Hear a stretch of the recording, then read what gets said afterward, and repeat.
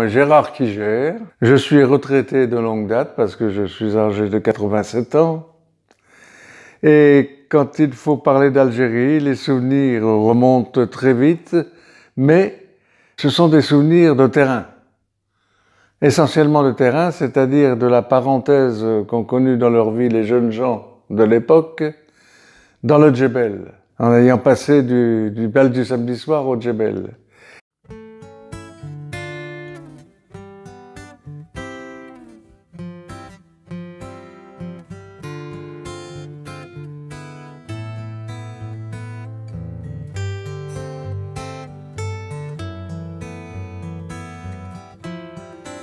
Alors voilà les souvenirs que je tiens à raconter. Le reste, la guerre d'Algérie, c'est une dénomination à laquelle je souscris maintenant, mais qui est surtout l'œuvre des historiens, des exégètes de tout poil.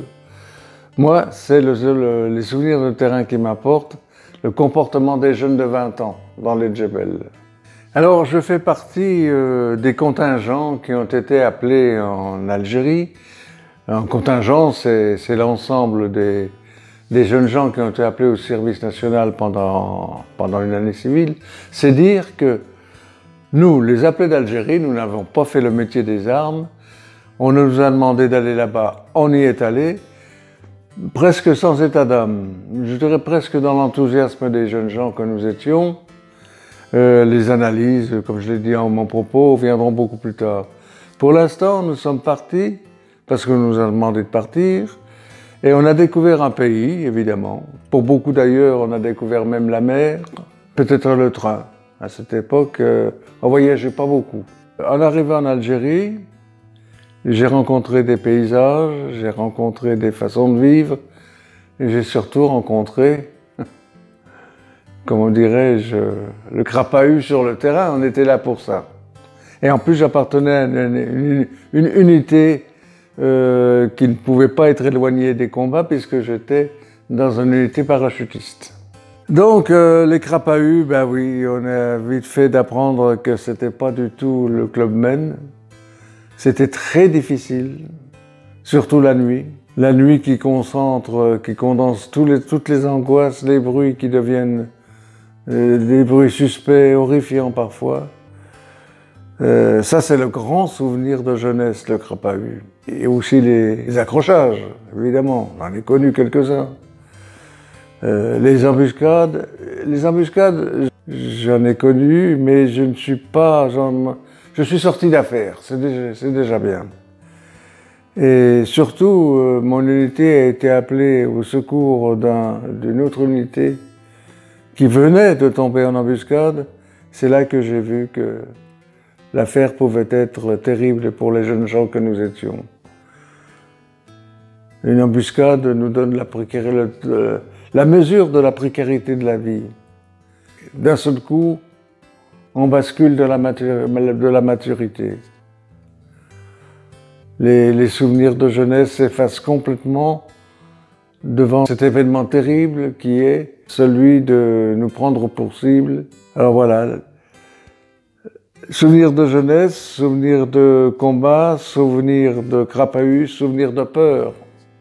Celui qui n'a jamais eu peur en Algérie est un menteur. Ou alors c'est un inconscient. Parce que la peur, elle est là à tout instant. Même si on n'est pas au sein d'un conflit, au sein d'une opération, elle est là. Une garde, par exemple, devient terrible si autour de nous se font entendre des bruits. Tous les bruits sont suspects. Et puis le danger peut survenir à chaque instant. C'est ça le terrain, le Djebel. C'est une école de la vie, si on peut dire. Ça, on peut dire ça maintenant quand on en est sorti, mais c'est une école de la peur. Hein. Je répète, le sentiment primordial que nous avons connu là-bas, nous les jeunes gens, c'est la frousse. La frousse avant tout. Après le terrain, bon, il y a le retour. Le retour dans les foyers, le cessez-le-feu, qui ont fait dire aux familles que les absents vont revenir. Les absents qui d'ailleurs faisaient vivre des périodes d'angoisse aux familles. Parce que L'information n'était pas aussi abondante que maintenant, ne l'était pas du tout même. Elle n'était surtout pas en direct. Et les familles vivaient dans l'angoisse d'une information, d'une nouvelle, qui serait la pire des nouvelles si c'était la nouvelle des décès. Alors cette angoisse des familles s'ajoutait évidemment à ce que l'Algérie représentait de terrible pour les jeunes gens et pour leurs familles. L'absence, l'ignorance, bref, le retour était une délivrance. Je me souviens de ma mère qui a dit « Enfin, nous allons vivre, nous allons dormir ». Alors le retour se fait dans cette atmosphère de délivrance, mais paradoxalement, dans une atmosphère un peu bizarre pour nous jeunes gens de retour d'Algérie, puisque on avait très vite senti qu'il ne fallait pas parler de l'Algérie. Il ne fallait pas en parler parce que on allait rencontrer le doute, on allait rencontrer des très mauvais propos que tout le monde a entendus à l'époque. Vous étiez en Algérie, mais il y avait du soleil. Vous en êtes revenu, c'est donc que vous n'avez pas connu vraiment des choses terribles. Alors, en Algérie, il y a eu 30 000 morts.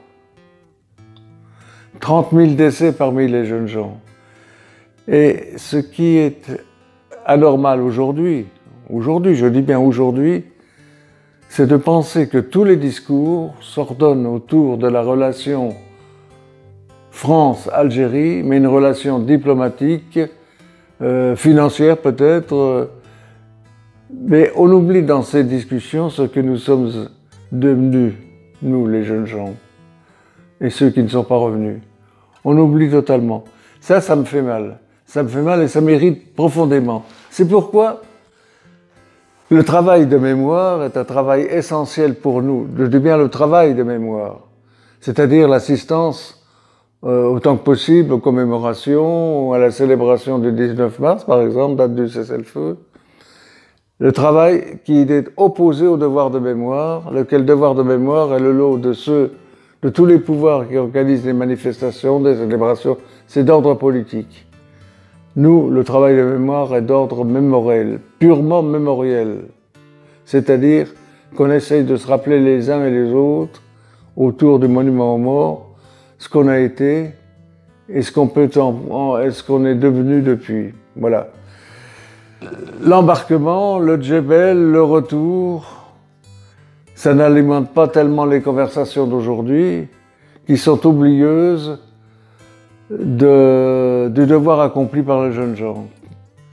Oublieuses du courage dont ils ont fait preuve, de l'abnégation dont ils ont fait preuve, et ils ont constitué, à ce moment-là, une page unique, je dis bien unique, de notre histoire.